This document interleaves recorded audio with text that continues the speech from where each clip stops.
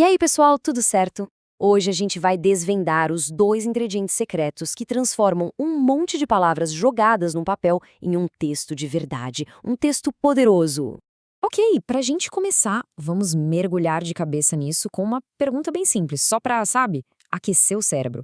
Pensem aí, o que exatamente faz um texto ser, bem, um texto? Qual é a grande diferença entre só listar um monte de frases aleatórias e criar uma história que flui, que faz sentido, que prende atenção? Olha só que interessante. Do lado esquerdo, a gente tem umas frases soltas. Elas até fazem sentido sozinhas, mas juntas não formam nada, né? Agora, olha o trecho da direita, do livro Vidas Secas. Aqui sim a gente tem uma história. E por quê? Porque ele tem uma coisa chamada textualidade, ou seja, é um todo que faz sentido.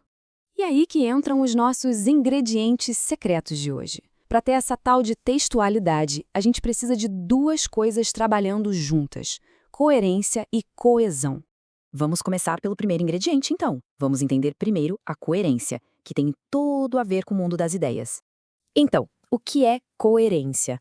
Pensa assim, é a lógica do texto. É o que faz as ideias conversarem entre si e criarem um universo que faz sentido na nossa cabeça. É a visão geral da coisa, sabe? Mas aí surge uma dúvida interessante. E se as ideias parecerem contraditórias? Será que um texto assim ainda pode ser coerente? Vamos pegar o exemplo de Vidas Secas de novo. Tem uma hora que o personagem, o Fabiano, tá pensando no filho. E os sentimentos dele são uma confusão só. No momento, ele quer matar o menino, chama ele de peste excomungado, e logo depois ele pensa no filho como um anjinho.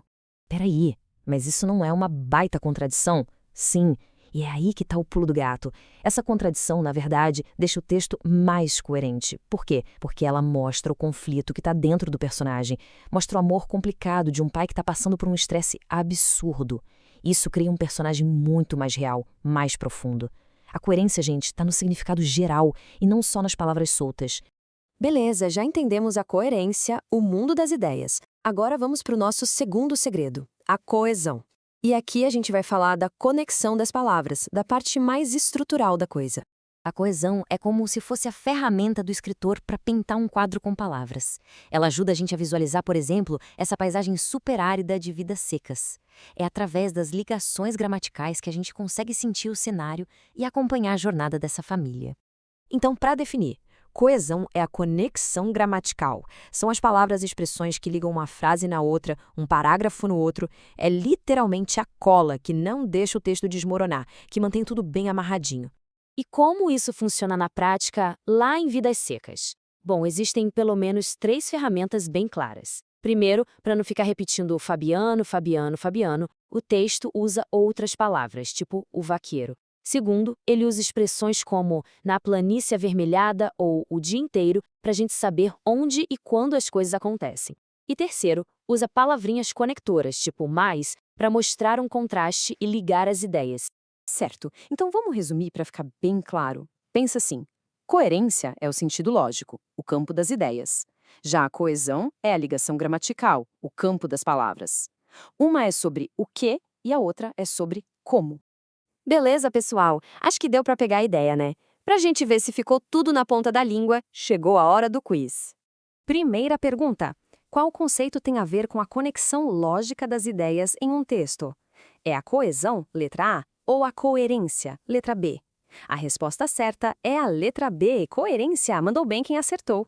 Vamos para a próxima. Usar um pronome para se referir a um personagem que já apareceu no texto, isso é um exemplo de quê? Letra A, coesão, ou letra B, coerência? Isso é um exemplo clássico de coesão, letra A. Lembram do Fabiano e do filho dele? Aqueles sentimentos contraditórios criam o quê? Letra A, uma falta de coerência, ou letra B, uma coerência mais profunda? Isso mesmo, letra B, cria uma coerência muito mais profunda e realista. E aquelas palavrinhas que conectam tudo, tipo mas, e, porquê, elas são ferramentas de qual conceito? Letra A, coesão, ou letra B, coerência? Elas são as estrelas do time da coesão, letra A. Última pergunta para fechar. Pensa comigo. Um texto pode ser todo amarradinho com as palavras conectadas gramaticalmente, mas no final das contas não fazer o menor sentido? Isso é verdadeiro ou falso? A resposta é verdadeiro.